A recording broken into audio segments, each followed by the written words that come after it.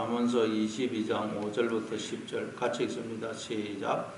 패역한 자의 길에는 가시와 올무가 있거니와 영혼을 지키는 자는 이를 멀리하느니라.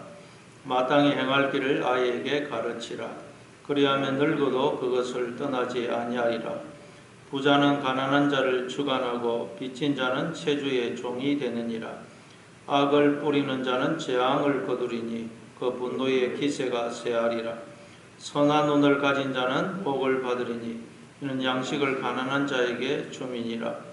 거만한 자를 쫓아내면 다툼이 있고 싸움과 수욕이 끝이 있느니라. 아멘.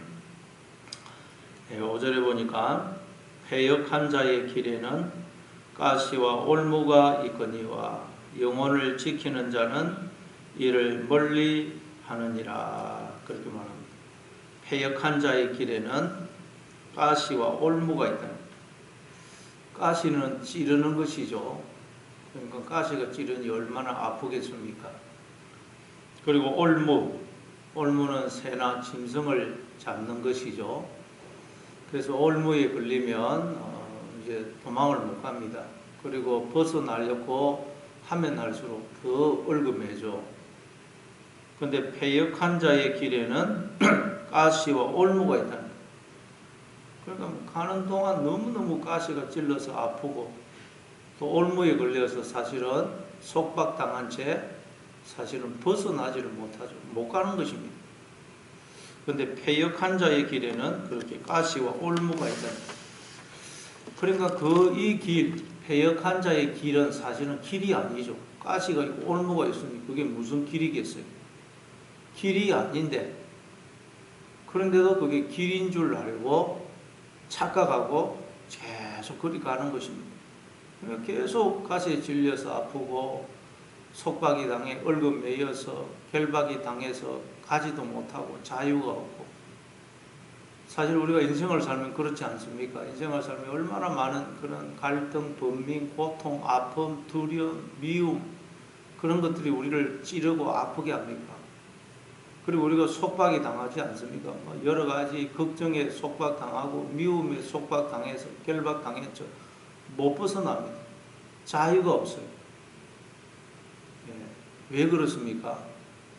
예수님이 길인데 우리는 예수님이 걸어가신 그 뒤를 따라가야 되는데 예수님만이 생명의 길이거든요. 그 길을 가지 않으면 인생은 절대 여러분 생명의 길을 갈 수가 없어요. 그러니까 자꾸 가시가 있고 올무가 있는 그 길을 가면서 고통당하고 속박당해서 벗어나지를 못한다는 것입니다. 그러나 세상 사람들은 그러면서도 그게 당연하다고 생각합니다. 뭐 길을 모르니까. 그러나 이제 예수 믿는 우리는 그럴 때마다 내가 예수님이 가신 그 길을 따르지 않고 있구나. 예수님의 뒤를 따르지 않고 있구나. 예수님은 아무든지 나를 따라오려거든 자기를 부인하고 제 십자가를 지고 나를 쫓을 것이라고 하지 않았습니까? 내가 나를 부인하지 않고 있구나. 내가 또 나의 주인이 되어 있구나. 교만해 있구나. 기쁨이 없고 감사가 없구나. 빨리 우리는 깨닫고 돌이켜야 됩니다. 하나님 앞에 엎드리고 주님 앞에 또 피해야 됩니다. 주님 가신 그 길을 걸어갈 때 우리는 생명의 길, 진리의 길을 갈 수가 있습니다. 그래서 오늘도 여러분 가시가 있고 올무가 있다. 빨리 내가 주님 가신 길을 안 가고 있구나. 내가 또 나의 주인이 되어 있구나. 빨리 회개하시고 돌이키시고 주님의 뒤를 따라가심으로 진리의 길, 생명의 길을 걸어가시는 여러분 되시기를 바랍니다. 그래서 영혼을 지키는 자는 이를 멀리한다. 영혼을 지키는 자는 이 패역한 자의 길을 벗어나게 된다. 영혼을 그러니까 지켜야 됩니다. 영혼. 앞에서 잠언서 4장 23절에도 보면 모든 지킬 만한 것 중에 더욱 네 마음을 지키라. 생명의 근원이 이에서 남이니라. 그래서 마음을 지켜야 됩니다. 우리가 이 세상에 지킬 것이 많이 있습니다. 뭐 건강도 지켜야 되고 가정도 지켜야 되고 돈도 지켜야 되고 많이 지켜야 되지만 그 모든 것 중에 가장 우리가 반드시 중요하게 지켜야 될 게 뭐냐? 마음이라는 마음. 마음을 지키지 않으면 다른 모든 것은 헛것이 됩니다. 지킬 수도 없고. 마음을 지킬 때 모든 걸 지킬 수 있다. 그러면 여러분, 우리가 어떻게 마음을 지킬 수 있을까요? 아니, 우리가 우리의 마음을 지킬 수가 있을까요? 네, 없습니다. 10명의 경찰이 1명의 도둑을 못 지킨다, 그런 말이 있듯이. 여러분, 우리의 마음을 우리는 절대 지킬 수가 없어요. 우리의 마음을 지킬 수 있는 분은 우리의 마음을 지으신 하나님밖에 없습니다. 하나님만이 우리의 마음을 지킬 수 있어요. 우리는 우리의 마음을 못 지킵니다. 그래서 잠언서 24장에 보면 24장 12절에 보면 네가 말하기를 나는 그것을 알지 못하였노라 할지라도 마음을 저울질하시는 네가 어찌 통찰하지 못하시겠으며 내 영혼을 지키시는 네가 어찌 알지 못하시겠느냐. 그가 각 사람의 행위대로 보응하시리라. 우리 영혼을 하나님이 지키시는 하나님. 시편 25편 20절에도 보면 내 영혼을 지켜 나를 구원하소서. 내가 죽게 피하오니 수치를 당하지 않게 하소서. 하나님만이 우리의 마음을 지킬 수가 있습니다. 우리의 마음을 나는 못 지킨다는 걸 알아야 돼요. 따라서 패역한 자가, 뱀이, 악한 정욕이 우리의 마음에 스물스물 들어올 때 우리는 빨리 주님께 도움을 구하고 주님께로 피해야 됩니다. 그런데 인간들은 착각합니다. 내가 내 마음을 지킬 수 있다고 뚝 착각하고 있다가 뱀이, 악한 정욕이 우리의 마음에 들어와가지고 우리가 패역한 자가 되어서 가시와 올무가 있는 길을 가게 되는 것입니다. 그래서 오늘도 여러분, 가시와 올무가 있는 길을 가게 된다. 패역한 자, 악한 정욕이, 뱀이 내 마음속에 설 들어오려고 한다. 그러면 빨리 하나님께 부르짖고 하나님께로 피하시는 여러분 되시기를 바랍니다. 그리고 6절에 보니까 마땅히 행할 길을 아이에게 가르치라. 그리하면 늙어도 그것을 떠나지 아니하리라. 우리 속담에도 3살 버릇이 80까지 간다, 그런 말이 있죠. 어렸을 때는 선입관이 없거든요. 거의 백지 상태입니다. 그래서 어릴 때 뭘 마음속에 심어 놓느냐, 그게 평생을 좌우합니다. 그래서 어린아이를 한국에서 키우면 한국말을 하는 한국 사람으로 자라고, 저 미국에서 키우면 미국 말을 하는 미국 사람으로 자랍니다. 마찬가지로 여러분 어렸을 때 그 마음에 이제 하나님의 말씀을 새기면, 가르치면 그 아이는 하나님의 자녀로 자랍니다. 그러나 어렸을 때 그 속에 그냥 세상의 사조, 풍조가 새겨지면 그 아이는 마귀의 자녀로 자라게 되는 것입니다. 그래서 에베소서 6장 4절에도 보면 또 아비들아 너희 자녀를 노엽게 하지 말고 오직 주의 교훈과 훈계로 양육하라. 우리가 자녀를 키울 때 첫째 하지 말아야 될 게 뭐라고요? 너희 자녀를 노엽게 하지 마라. 화나게 하지 마라. 상처 주고 분노하게 하지 말라는 거예요. 자녀가 어떨 때 상처를 받고 분노하겠습니까? 자녀를 늘 그냥 누구와 비교해가지고 너 다른 거는 그거는 그런데 너 왜 그러냐?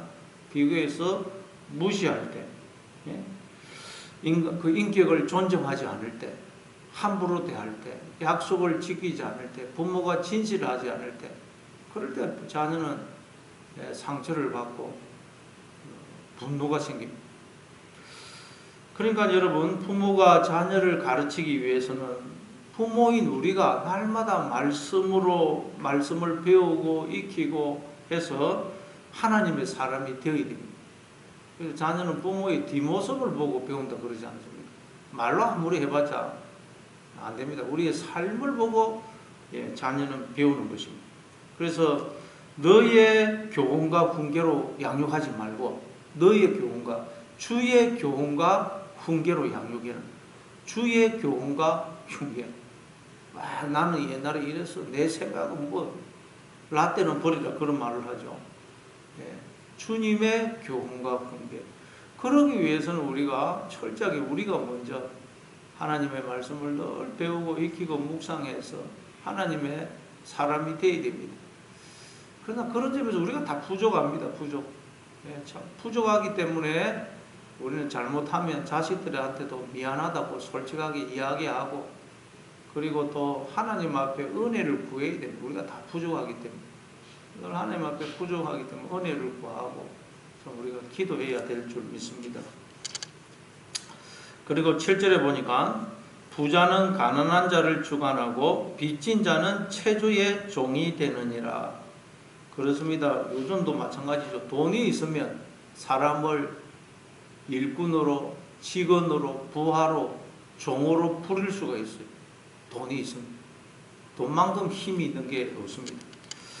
자, 그러면 여러분, 부자는 누구며 가난한 자는 누굽니까? 부자는 하나님밖에 없죠. 하나님만 모든 것의 주인 아닙니까? 인간은 여러분 다 원래 아무것도 없었어요. 존재 자체가 없었거든요. 모든 우리는 인간은 다 가난한 자입니다. 그러니까 우리는 부자이신 하나님의 종이 되어야 되고 하나님의 빚진 자가 돼요. 하나님께 늘 빚진 자로 살아야 돼요. 왜냐하면 우리는 우리에게 주어진 생명을 비롯해서 모든 것 하나님께 빚지지 않습니까? 빚을 져 있거든요. 하나님이 그저 우리에게 주셨지 않습니까? 거기다가 우리는 빚을 졌는데도 하나님을 대적하고 원수를 행하고 하나님을 죽였어요. 그런데도 하나님은 변함없이 은혜를 베풀어 주시거든요.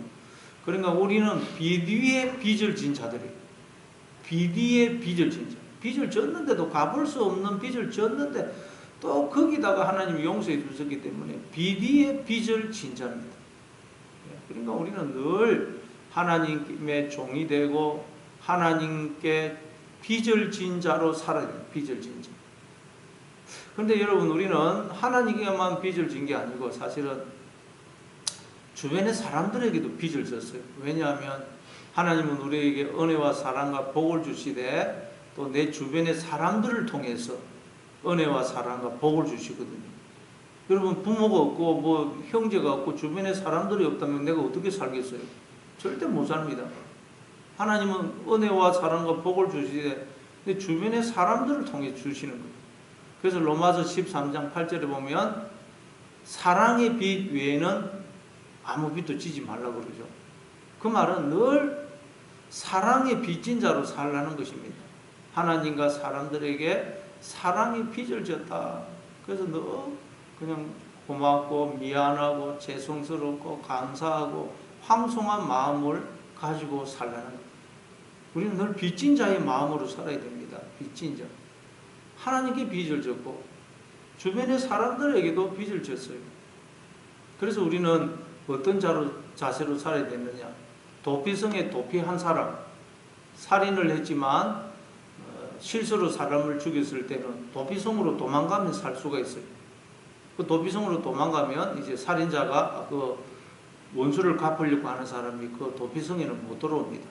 그 도피성은 제사장과 레위인이 관리하죠.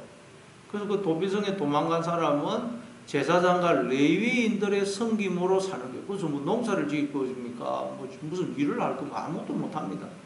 거기서 제사장과 레위인들이 섬겨줘서 사는 거예요. 그러니까 얼마나 미안하겠어요. 미안하고 죄송스럽고 고맙고 감사하고, 야, 나는 사는 게 전적으로 은혜로 살구나. 우리는 지금 도피성에 도피한 살인자처럼 살아요. 우리는 죄인 아닙니까? 하나님 앞에 죽어야 되는데 예수 그리스도 안으로 도망와가지고 지금 전적인 은혜로 살고 있거든요. 그래서 우리는 늘 하나님과 사람들한테 나는 빚을 진 자다. 빚을 진 자. 그래서 고맙고 미안하고 죄송스럽고 황송한 마음으로 우리가 살아야 되는 것입니다. 그런데 우리가 그러지 못하고 부자가 되어버리면 어떻게 되겠어요? 하나님의 것을 도둑질해가지고 부자가 되어버리면 우리는 죄의 종이 되고 마귀의 종이 되고 그러면 절대 하나님의 세계를 못 삽니다. 철저하게 오늘도 여러분 사랑의 빚진 자, 하나님의 종, 사랑의 빚진 자로 사심으로 하나님의 세계를 사시는 여러분 되시기를 바랍니다.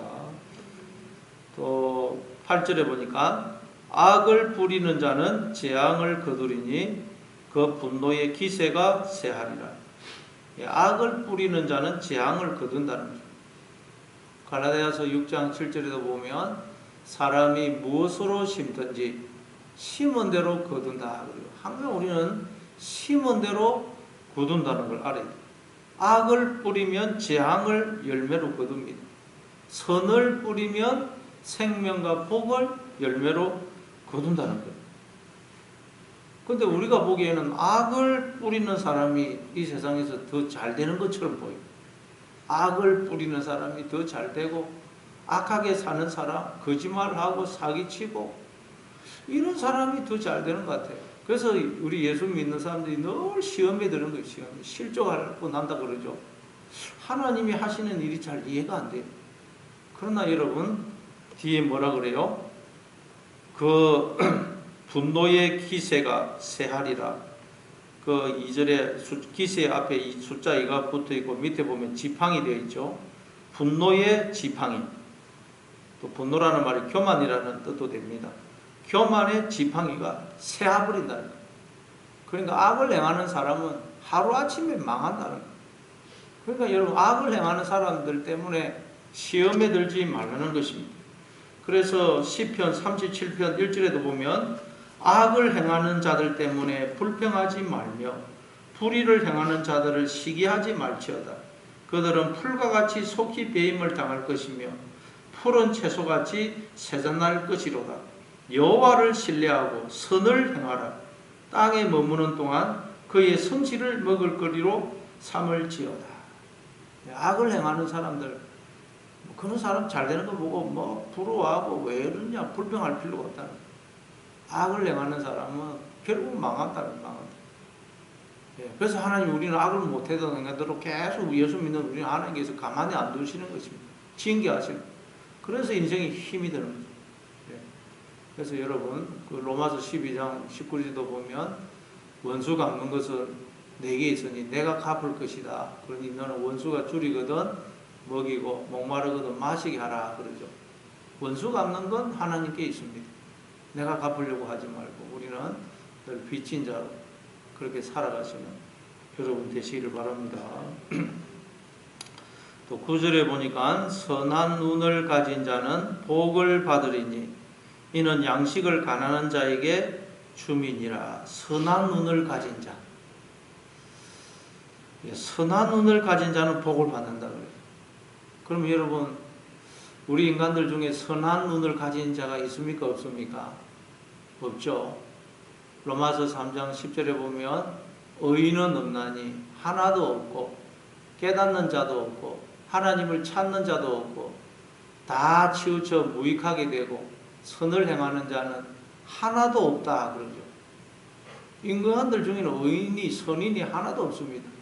선인은 오직 하나님 한 분밖에 없어요. 그러니까 여기서 선한 눈이란 하나님의 눈이에요. 하나님의 눈. 원래 우리는 하나님의 자녀로 하나님의 눈을 가진 자로 지음을 받았어요. 에베소서 2장 10절에 보니까 우리는 그가 만드신 바라 선한 일을 위하여 지으심을 받았으니 그러죠.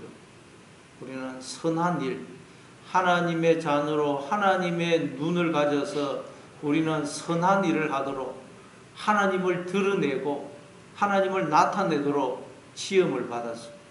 그런데 우리가 타락해가지고 스스로 주인이 되므로 우리가 부패한 눈, 타락한 눈, 악한 눈을 가지게 된 것입니다.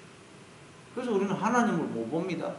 눈이 악해져가지고 늘 자기 중심적으로 봐요. 다른 사람의 아픔도 못 봐고 늘 그냥 눈에 보이는 것만 쳐다보고 전부인 줄 알고 그것 때문에 두려워했다가 불안해했다가 좋아했다가 이런다는 거예요. 그래서 여러분 우리가 선한 눈을 가지기 위해서는 어떻게 되겠어요? 눈을 바꿔야 됩니다. 내 눈은 원래 악한 눈이다. 하나님만이 선한 눈이다. 원래 내 눈을 빼고 하나님의 눈으로 교체를 해야 됩니다. 매일매일 바꿔야 돼요. 또 돌아서면 악한 눈이 돼가지고 우리는 그 악한 눈, 타락한 눈으로 봐요. 왜곡된 눈으로 봅니다.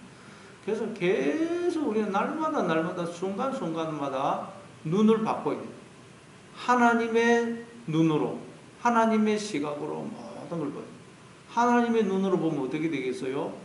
내가 하나님 세계 안에 들어와 있어. 내가 하나님 품속에 있고 하나님은 내 안에 들어와 계시고 늘 나와 함께 하시면서 나를 지키시고 나를 생명의 길로 인도하고 계세요.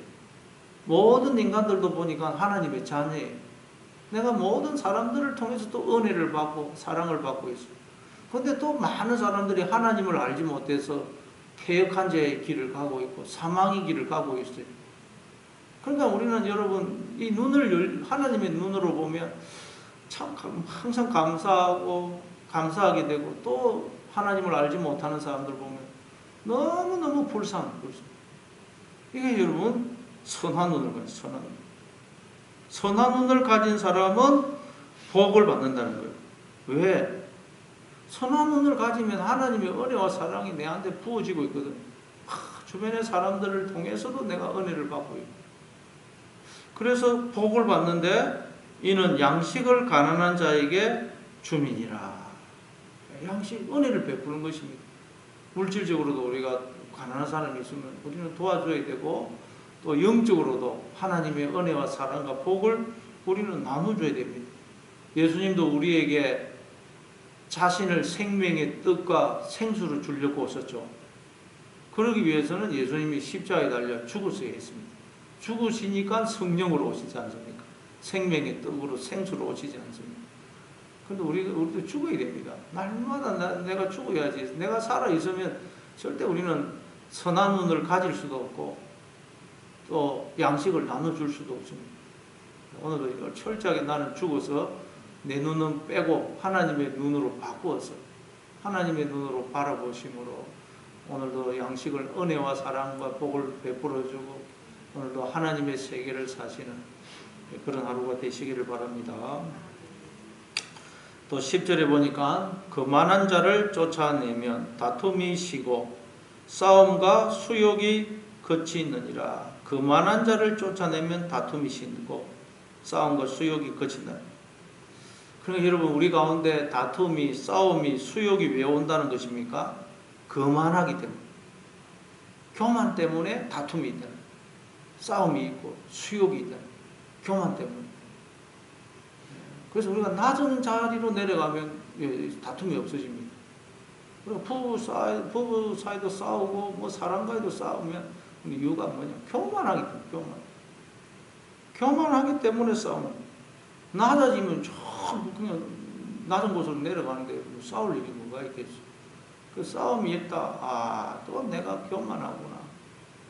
그걸 알아야 됩니다. 창세기 25장에 보니까 리브가가 임신을 했는데 배가 너무 아파요. 그래서 하나님 앞에 기도하면서 하나님 도대체 어떻게 된 겁니까? 두 민족이 네 태중에 있고 두 국민이 네 복중에서부터 나누이리라. 큰 자가 어린 자를 섬길 것이다. 왜 그렇게 배가 아프냐? 마음에 갈등이 있고 고민이 있고 고통이 있느냐? 이 우리 속에서 싸움이 벌어지고 있대. 싸움. 왜 싸움이 벌어진다고요?